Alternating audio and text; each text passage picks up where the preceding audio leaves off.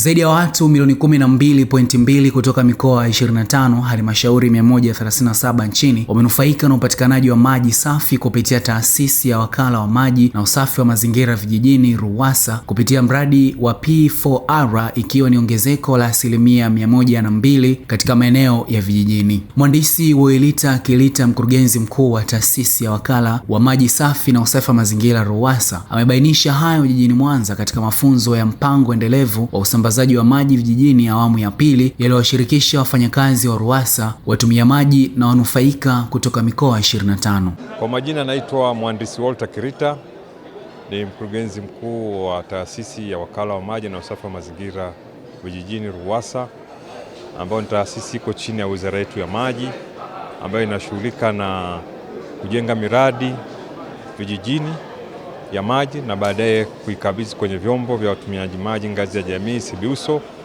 afu kuendelea kuvisimamia vyombo hivi wakati vinaendelea kutoa huduma kwa niaba ya taasisi yetu na wizara yetu. Leo tuko hapa tumehudhuria mafunzo ya awali kuhusiana na programu ya P4R awamu ya pili. Programu hii awamu ya kwanza ilianza mwaka 2019 mpaka mwaka 2025. Kwa kweli taasisi yetu ya RUWASA ilikuwa ni kama taasisi ya bahati, kwa sababu wakati programu inaanza na taasisi ndio ilikuwa inaanza, kwa sababu taasisi yetu imeanza tarehe 1 Julai 2019. Sasa ikakutana na hii programu. Hii programu kwa kweli imetusaidia sana. Kwa sababu wakati taasisi inaanza upatikanaji wa maji ulikuwa 64%, na wakati program sasa inafungwa ambako ni Desemba 2025 upatikanaji wa maji umefika 85.2%. Lakini mchango mkubwa umetokana na programu hii. Lakini programu hii haijajenga miradi tu, lakini pia imetusaidia kuhakikisha kuwa tunafanya shughuli zetu kwa angalia matokeo, kwa sababu inaitwa program for result. Lazima ufanye kitu kitokee. Mhandisi Mashaka Sita, mratibu wa mpango endelevu na usambazaji maji vijijini awamu ya pili kutoka Wizara ya Maji, amesema mpango huo umefanikiwa kutoka usambazaji wa maji 64.8 mpaka 85.2 kwa sasa. Naitwa Mashaka Sita, ni mhandisi natoka Wizara ya Maji. Lakini pia ni mratibu wa programu ya tunaita Sustainable Rural Water Supply and Sanitation Program.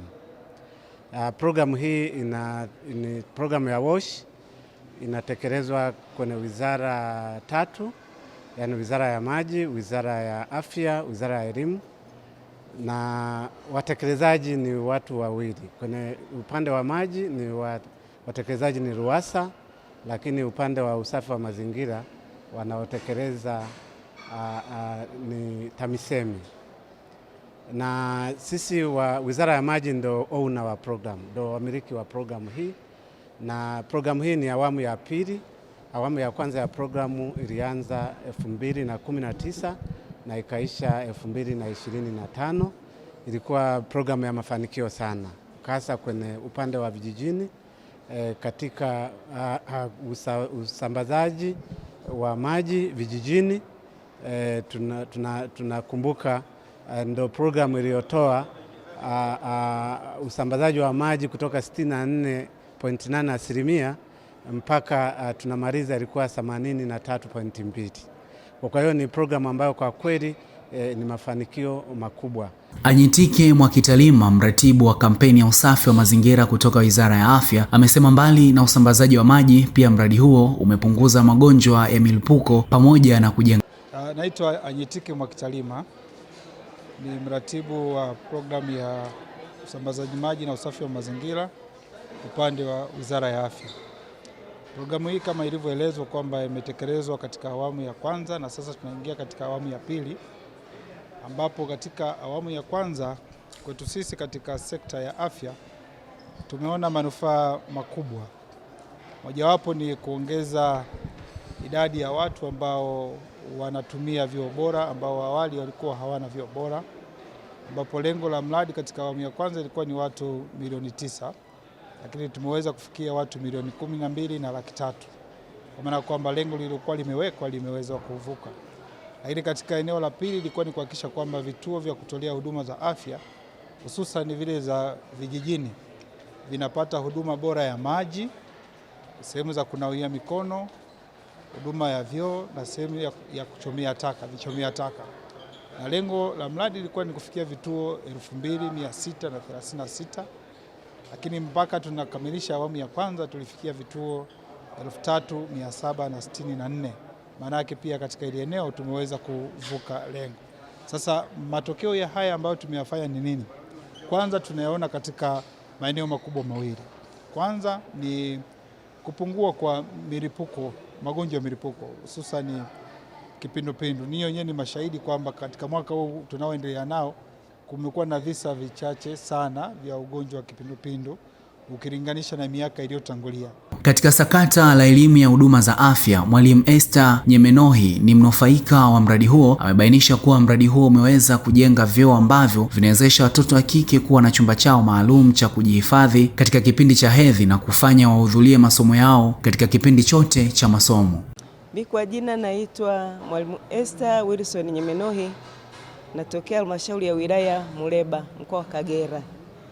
Mimi ni mratibu wa masuala ya usafi wa mazingira katika division ya elimu msingi. Hii programu ya SWASH imetusaidia sana katika halmashauri. Imetujengea vyoo vinavyotumia maji, na hivi vyoo vinakuwa na sifa tofauti na vyoo vingine.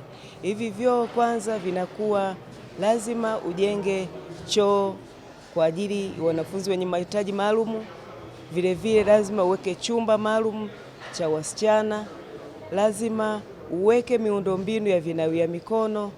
Kwa mantiki hiyo, na wanafunzi wetu wamebadilika, wamejua umuhimu wa usafi na wanaweza wakajistiri vizuri, ambavyo siku za nyuma, siku ambavyo mtoto angeweza kuacha kwenda shule anapokuwa na hali fulani, lakini shuleni ana sehemu ya kujisitiri. Kwa hiyo ni faida kubwa ambayo imetokana na mradi huo.